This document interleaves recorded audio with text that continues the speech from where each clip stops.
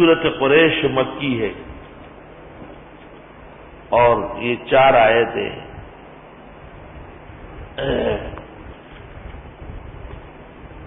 نزول کے اعتبار سے 29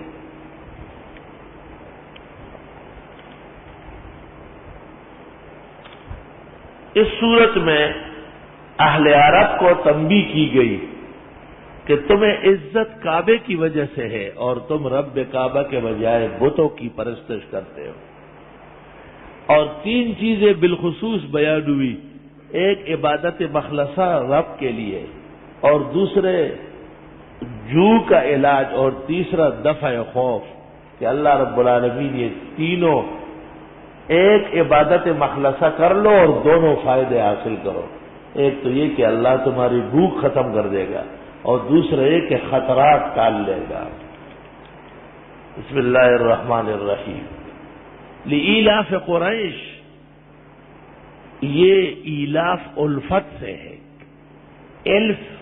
الف المؤمن مالوف، مومن محبتوں سے بھرا ہوا ہے، ولا خیر فیما لا الاف فیہ، اور جس میں محبت نہیں اس میں کوئی خیر نہیں۔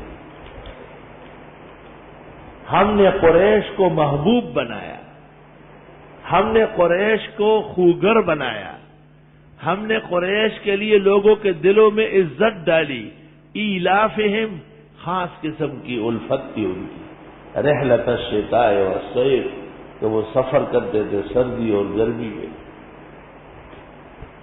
سردیوں میں یہ لوگ جاتے تھے یمن، اور گرمیوں میں جاتے تھے شام، وہ ٹھنڈا تھا، اور ان کو پورے جزیرے کے اندر کوئی بھی ترچھی نگاہ سے نہیں دیکھتا، اور کہتے کہ یہ متولیان کعبہ ہے، یہ متولیان کعبہ ہے۔ اللہ اکبر۔ فَلْيَعْبُدُوا رَبَّ هَذَا الْبَيْتِ، پس ان کو عبادت کرنا چاہیے اس گھر کے رب کی، یعنی اللہ رب العالمین کی، الَّذِي أَطْعَمَهُم مِّن جُوعٍ، وہ رب جس نے کھانا دیا ان کو بھوک سے، وَآمَنَهُم مِّن خَوْفٍ، اور امن دیا ان کو خوف سے۔ 2 تکلیفیں اس وقت دنیا میں زیادہ تھی، ایک تو رزق کی قلت تھی، اور دوسرا امن ناپید تھا، لیکن مکے کے لوگ پوری دنیا میں امن سے گھومتے پھرتے تھے، اور بوجہ کعبہ شریف کے اور وہاں کے متوالی اور مجاور ہونے کے پورے عالم میں ان کا احترام ہوتا تھا۔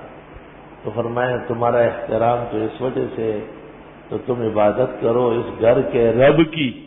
سمجھدار عالم ہو تو یہاں فَلْيَعْبُدُوا رَبَّ هَذَا الْبَيْتِ پر وقف کرے گا، کبھی بھی نہیں پڑھے گا بیت الذی اتاہ، بیت الذی کیا ہوگا؟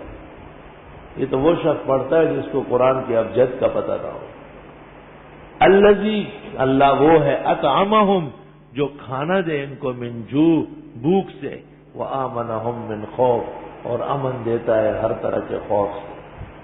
آیت کے اندر بشارت ہے کہ عبادت مخلصہ سے فوری طور پر 2 فائدے ہوں گے، ایک اللہ معاش بہتر کر دے گا، اور دوسرا اللہ احوال امن کے بنا دے گا۔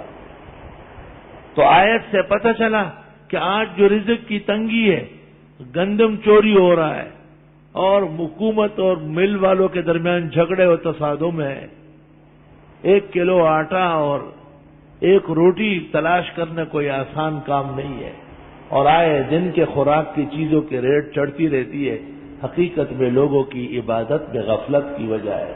فَلْيَعْبُدُوا رَبَّ هَذَا الْبَيْتِ، شاید یہی وجہ ہے کہ دینی مدارس، علماء اور طلباء، اللہ نے اس دور میں بھی ان کا رزق وسیع فرمایا ہے، اور اس کو اس باب میں کوئی تنگی دامنگیر نہیں ہے۔ لوگ خود بہت تکالیف گزارتے ہیں، لیکن علماء اور طلباء اور دینی مدارس کے ساتھ بہترین برتاؤ کرتے ہیں، کیونکہ وہ یہ جانتے ہیں کہ ہمارے دین کا تحفظ، ہمارے ایمان کا تحفظ، ہمارے عقیدے کا تحفظ، وہ موقوف ہے اس بات پر کہ یہ مدارس اور مساجد کائنات کے اندر آباد۔ ابراہیم علیہ السلام نے جب بیت اللہ کی بنیاد رکھی تو اس وقت بھی کہا رب اجعل ھذا البلد آمنا، یا اللہ ایک تو یہاں امن رہے، اور دوسرا کہا وارزقھم من الثمرات۔ تو دنیا کے اندر دو مسئلے اہم ہیں، ایک معاش کا درست ہونا اور دوسرے امن کا قائم ہونا۔ اور فقہاء نے لکھا ہے کہ اگر بیت المال اور بادشاہ مسلمین مسلمانوں کے راستے پر امن نہ بنائے تو وہاں سے گزرنے والوں کی اموال ظاہرہ کی زکوٰۃ بھی نہیں لیں گے۔ مستحق نہیں ہے بادشاہ اور اس کے لوگ، ان کے دور میں اور بادشاہت میں لوگ بدامن ہیں اور بے امنی کے شکار ہیں، لہذا اس کو زکوٰۃ لینے کا کوئی حق نہیں۔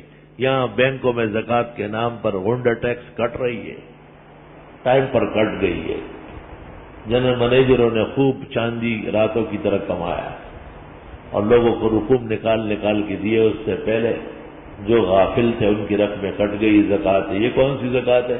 نہ کسی کو پتہ نہ اس کی نیت۔ زکوٰۃ بینک کے اندر رقم جو رکھی جاتی ہے اس میں سے فائدہ کاٹتے ہیں، وہ فائدہ سود ہے، سود پر زکوٰۃ کی نیت کرنا بھی جرم ہے، اور نہ کرے تو زکوٰۃ نہیں ہوتی، اور نیت کر لے تو کفر لازم آتا ہے۔ کسی حال میں بھی بینک کٹوتی زکوٰۃ صحیح کا باعث نہیں ہے۔ فَلْيَعْبُدُوا رَبَّ هَذَا الْبَيْتِ، بس یہ عبادت کرے اس گھر کے رب کی، الذی وہ اللہ اطعمہم من جوع، جس نے کھانا دیا ان کو بھوک سے، وآمنہم من خوف، اور امن دیا ان کو خوف سے۔